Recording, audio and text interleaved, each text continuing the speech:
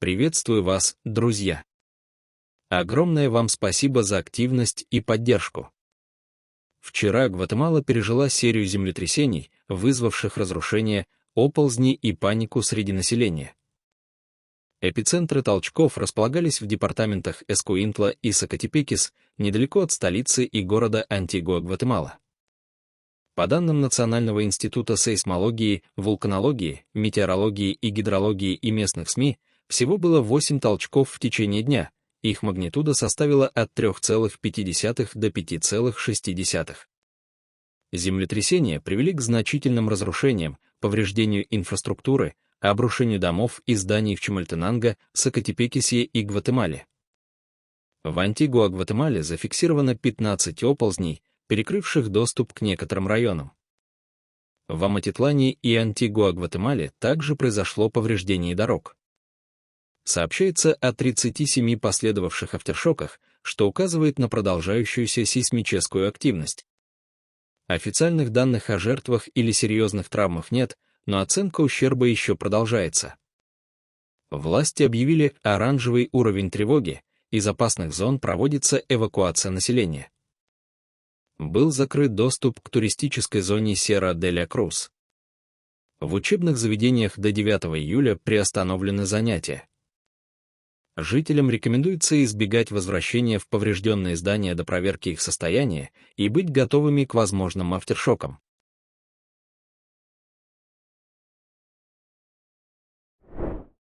Мощный ураган с грозой, ливнем и градом пронесся над Ярославлем и Ярославской областью, оставив за собой значительные разрушения. По данным СМИ, ураган начался во второй половине дня 8 июля.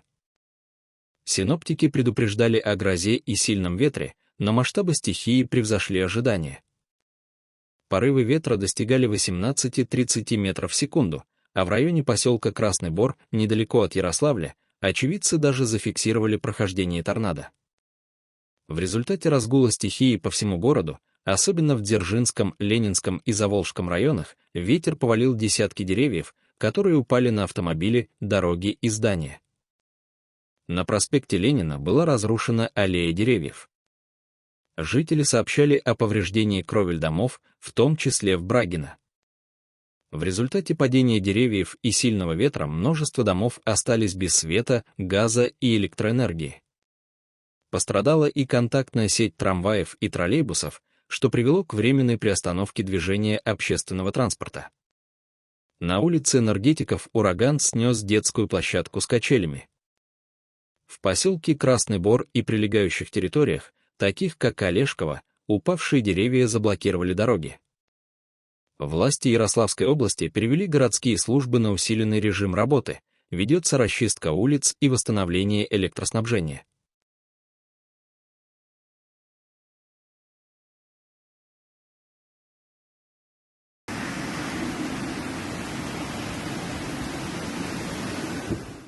Вчера во второй половине дня Подмосковье накрыла непогода, сопровождавшаяся ураганным ветром, крупным градом и проливным дождем. Синоптики зафиксировали порывы ветра, достигавшие скорости 18-25 метров в секунду и сопровождавшиеся ливнями и крупным градом.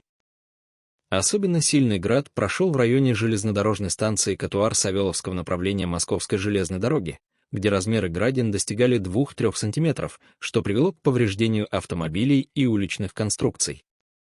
В ряде районов, включая Королев и Фрязино, ливни вызвали локальные подтопления улиц. В Королеве, Клине, Солнечногорске и других городах зафиксированы многочисленные случаи падения деревьев на дороге, автомобили и здания. В Истринском районе, недалеко от деревни Сокольники, во время непогоды упала вышка сотовой связи, полностью перекрыв движение по шоссе. В результате разгула стихии зафиксированы нарушения подачи электроэнергии в Солнечногорском, Русском, Дмитровском, Можайском и Сергиево-Посадском городских округах. По данным компании «Россети Московский регион», энергетики были переведены в особый режим работы. Данных о жертвах или пострадавших нет, но последствия стихии затронули тысячи жителей региона.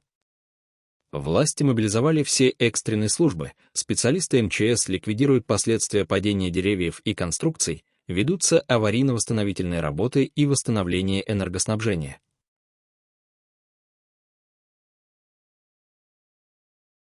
Под ударом стихии оказался вчера и город Черногорск в Хакасии. По данным Хакасского центра по гидрометеорологии и мониторингу окружающей среды, сильные осадки начались около 2 часов ночи 8 июля и продолжались в течение дня. Интенсивные ливни привели к подтоплению основных городских улиц, придомовых территорий и даже помещений в многоквартирных домах. Жители верхних этажей массово сообщали о протечках потолков и затоплении подъездов. Власти Черногорска в городе ввели режим повышенной готовности. На некоторых улицах в целях минимизации распространения воды использовались мешки с песком для создания барьеров и уплотнений. Для обеспечения безопасности горожан и минимизации последствий непогоды была задействована вся техника городского хозяйства, включая предоставленную угольным разрезом Черногорский.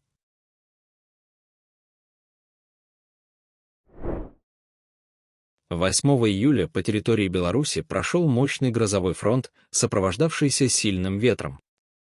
По данным МЧС, наиболее пострадавшими оказались 3 населенных пункта, 1 в Драгичинском районе Брестской области и по 1 в Минском и Дзержинском районах Минской области.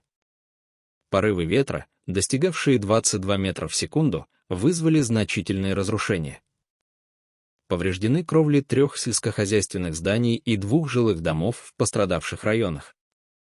Зафиксировано 52 случая падения деревьев, из них 34 в Минской области.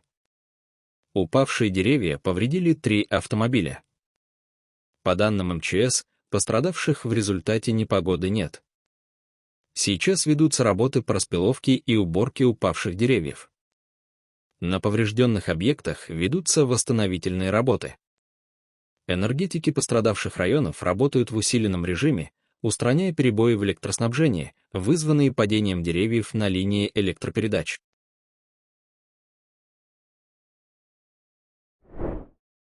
Трагический случай произошел вчера утром в аэропорту Ариоль-Сирио, также известном как Бергамо.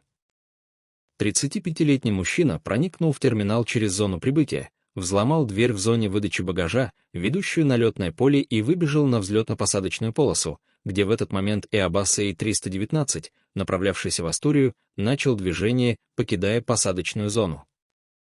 Несмотря на попытки службы безопасности аэропорта остановить его, мужчину затянуло в работающий двигатель самолета, что привело к моментальной гибели.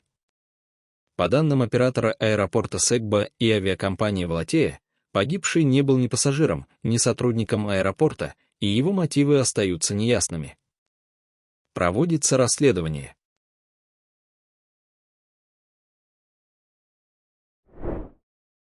Крупный лесной пожар, бушующий на юге Франции, вчера вечером достиг окраин Марселя, 2-го по величине города страны. Пожар начался утром 8 июля в районе города Ле-Пен-Мирабо, к северу от Марселя, предположительно из-за возгорания автомобиля на шоссе.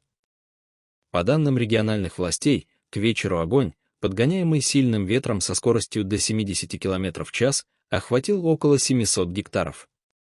Около 400 человек были эвакуированы из районов Ле-Пен-Мирабо и северных окраин Марселя. Пожар уничтожил около 12 домов, и еще 63 получили повреждения. Около 100 человек, включая спасателей, получили легкие травмы, но жертв удалось избежать. 2 крупных шоссе, несколько городских дорог и туннелей в Марселе были перекрыты. Также было приостановлено автобусное сообщение. Аэропорт Марсель-Прованс, 4-й по загруженности во Франции, приостановил все рейсы еще с полудня. Французская национальная железнодорожная компания SNCF сообщила о приостановке движения поездов между Марселем и высокоскоростной станцией Мирамасекс из-за близости огня к путям в районе Лестак. Часть больниц в городе из-за возникших перебоев в электроснабжении перешли на работу от генераторов. Для борьбы с пожаром были мобилизованы более 720 пожарных и 230 машин. Поддержку с воздуха вели 5 самолетов и 4 вертолета. К вечеру пожар все же удалось взять под контроль, но риск возобновления новых возгораний сохраняется из-за прогнозируемого ветра. Власти призывают население оставаться в помещениях и не препятствовать работе экстренных служб.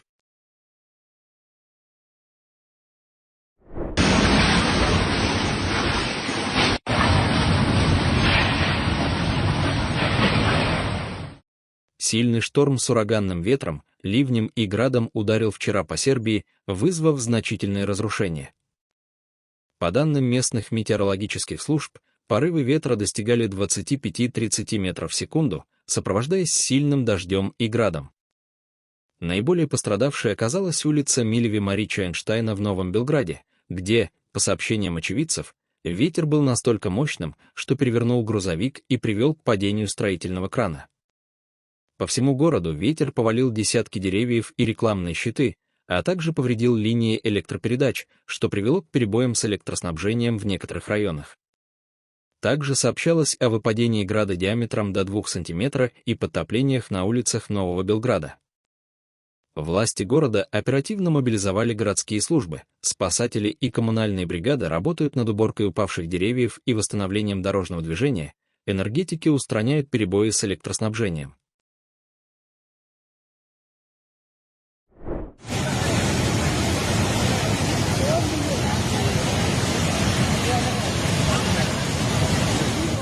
Тяжелые ливни в тибетском автономном районе Китая 8 июля вызвали мощное наводнение. По данным метеорологов, причиной паводка стал прорыв ледникового озера в Тибете, так как в ближайшем бассейне Пхоти-Каши за последние 24 часа значительных осадков не фиксировалось. Река, протекающая через пограничный район Расува и Тибет, вышла из берегов, смыв мост Дружбы, ключевой пограничный переход между Непалом и Китаем. Наводнение нанесло значительный ущерб обеим странам. В Непале числятся пропавшими 20 человек, на китайской стороне границы пропали еще 11. Непальская полиция сообщила о 8 погибших, личности которых пока не установлены. Потоками воды смыто 8 электромобилей и несколько грузовых контейнеров на складе Inland Container Depot. Также повреждены небольшая гидроэлектростанция и участки шоссе по Санкалхаму, что отрезало автомобильный доступ к Расавагадхе. Непальская армия и полиция задействовали вертолеты для эвакуации, было спасено 57 человек. Спасательные операции продолжаются, несмотря на сложные погодные условия и перекрытые дороги, которые затрудняют доступ к пострадавшим районам.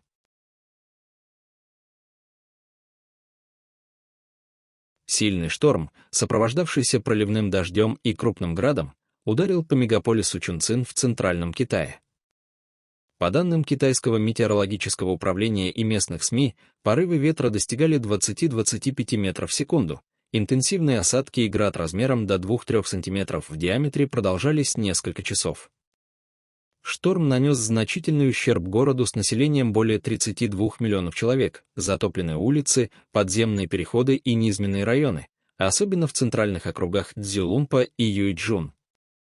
Крупный град повредил автомобили, витрины магазинов и кровли зданий. Зафиксированы случаи падения деревьев и рекламных конструкций. В нескольких районах, включая Банань и Наньянь, упавшие деревья оборвали линии электропередач, оставив тысячи домов без света. Власти эвакуировали жителей из зон риска, особенно вблизи реки Янцзы и ее притоков, где уровень воды резко поднялся. По предварительным данным, эвакуировано около 2500 человек. Движение на ключевых автомагистралях, включая скоростную дорогу G50, было частично перекрыто из-за подтоплений и обломков. В аэропорту Чунцин-Дзинбэй задержаны или отменены десятки рейсов, на железнодорожных вокзалах возникли перебои из-за повреждений инфраструктуры. Информации о жертвах или серьезных травмах нет. Муниципалитет Чунцина ввел режим повышенной готовности. Более 1200 сотрудников экстренных служб и 150 единиц техники задействованы для откачки воды, уборки завалов и восстановления энергоснабжения.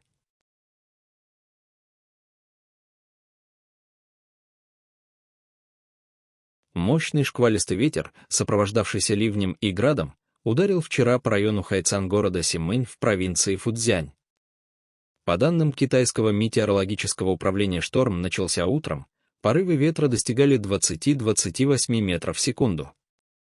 Шквал сопровождался сильным дождем и градом размером до 1,5–2 см в диаметре. Метеорологи связывают непогоду с активным муссонным фронтом, который усилился из-за столкновения теплых и холодных воздушных масс над Южно-Китайским морем. В результате стихии поваленные деревья и рекламные щиты заблокировали несколько улиц, включая участки дорог вблизи порта Хайцан и промышленной зоны. Зафиксированы повреждения кровель жилых домов и складов. Упавшие ветки и обломки оборвали линии электропередач, что привело к временным отключениям света в жилых кварталах и на предприятиях.